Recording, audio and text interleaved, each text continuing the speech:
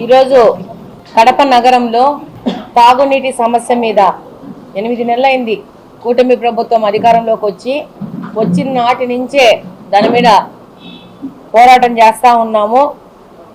దాని పరిష్కారం కోసము ఏవేవి పరిస్థితులు ఉన్నాయి, ఏ మార్గాలు ఉన్నాయి, దాని మీద నిర్విరామంగా కృషి చేస్తూ ఉన్నాము. ఈరోజు కడపలో చాలా ప్రాంతాల్లో 2 రోజులకు 3 రోజులకు 4 రోజులకు కూడా నీళ్ళు వచ్చే పరిస్థితి ఉంది. దీని మీద అనేక పర్యాయాలు అధికారులతో కానీ, అలాగనే కలెక్టర్తో కానీ, మున్సిపల్ కార్పొరేషన్ కమిషనర్తో కానీ, అలాగనే తాగునీటి విభాగం వాళ్ళతో కానీ అనేక పర్యాయాలు ఈ సమస్య పరిష్కారం గురించి చర్చించడం జరిగింది. అందులో భాగంగా లాస్ట్ జరిగిన రివ్యూ మీటింగ్లో దినం మార్చి దినం కాకుండా ప్రతి ఒక్క రోజు నీళ్ళు వచ్చే విధంగా ప్రణాళిక గురించి రచించడం జరిగింది. అందులో భాగంగా 12 డివిజన్లలో ప్రతి ఒక్క రోజు నీళ్ళు ఇచ్చే విధంగా కార్పొరేషన్ ముందుకు పోయే విధంగా అరేంజ్మెంట్స్ చేయడం జరిగింది. ఈరోజు ఈ సంవత్సరం ముఖ్యంగా పెన్నెల నీళ్లు ఉన్నాయి, అయినా కానీ ఈ సంవత్సరం కూడా మనము ప్రతి ఒక్క రోజు నీళ్ళు ఇచ్చే పరిస్థితి లేదు. దీనికి కారణం 20 సంవత్సరాల నుంచి ఒకరే ఈ కార్పొరేషన్ని కబ్జా చేసుకుని కూర్చొని కార్పొరేషన్లో ఉన్న తాగునీటి డిపార్ట్మెంట్ కూడా వాళ్ళు కబ్జా చేసుకొని ఎక్కడికక్కడ ప్రజలకు ఇబ్బంది పెడుతూ, ప్రజలు ఇబ్బంది పెడుతుంటే వాళ్ళు సంతోషపడతా ఉంటారు. అంతేగాని 20 సంవత్సరాల నుంచి అధికారంలో ఉండి 10 సంవత్సరాల నుంచి ఒకటే వ్యక్తి కార్పొరేషన్ హస్తగతం చేసుకొని ఈ తాగునీటి సమస్యను పరిష్కరించాలని ఒక్క దినము ఒక్క సెకండ్ కూడా ఆలోచించలేదు. ఇది ప్రజలందరూ గమనిస్తూ ఉంటారు.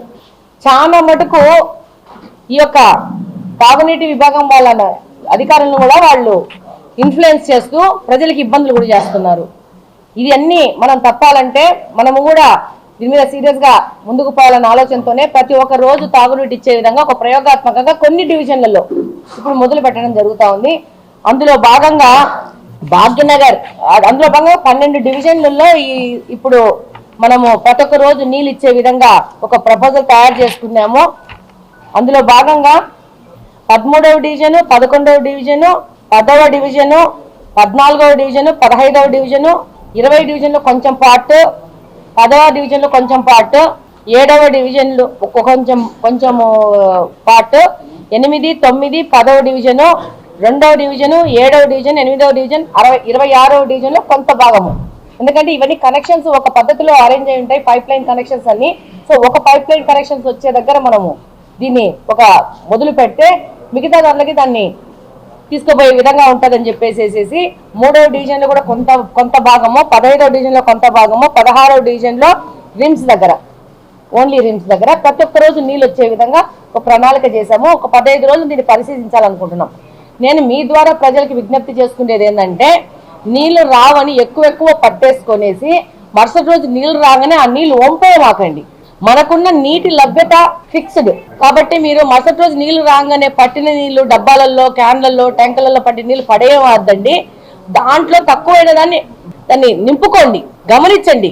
2 రోజులు 3 రోజులు ప్రతి ఒక్క రోజు నీళ్ళు వచ్చాయనుకో, మీకు ఒక రోజుకు నీళ్ళు ఎంత అవసరమో అంతే పట్టుకోండి. ఇప్పుడు మనం 2 రోజులకు ఒకసారి నీళ్ళు ఇచ్చినా అదే నీళ్ళే ఇస్తాం, 3 రోజులకు నీళ్ళు ఇచ్చినా అదే నీళ్ళు ఇస్తాం.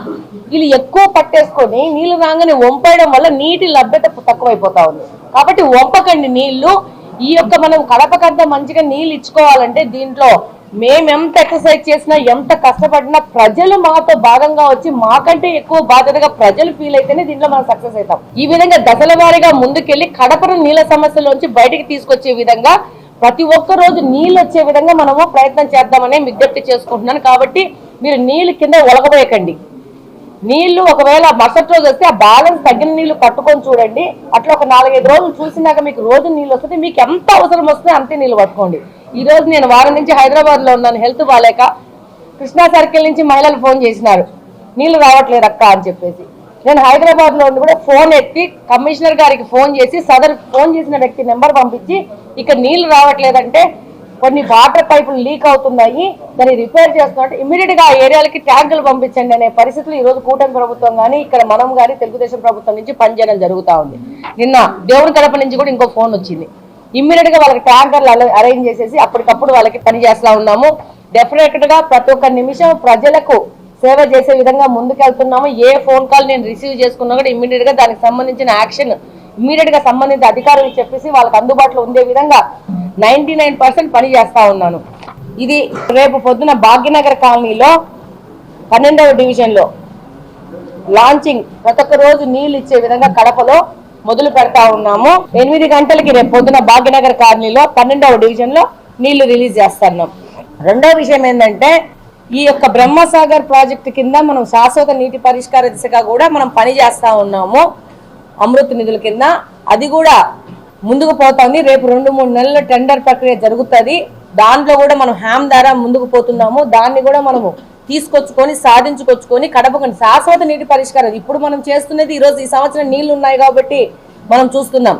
కానీ నీళ్లు రాకుండా కూడా కరువు ఉన్నా కూడా మన కడపకు నీళ్ళ సమస్య రాకుండా మనం పని చేసుకోవాల్సిన అవసరం ఉంది. ఇక్కడి నుంచి 40 సంవత్సరాలు 50 సంవత్సరాలు మన నీటి అవసరాలకు అనుగుణంగా మనం పని చేయాల్సిన అవసరం ఉంది.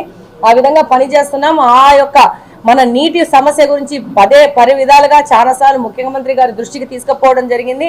దానికి సంబంధించిన ప్రపోజల్స్ తయారవుతా ఉన్నాయి. అతి త్వరలో మనం దాంట్లో కూడా సక్సెస్ అయ్యి ప్రజలకు నీళ్ళు ఇచ్చే విధంగా ముందుకు పోవడం జరుగుతుంది.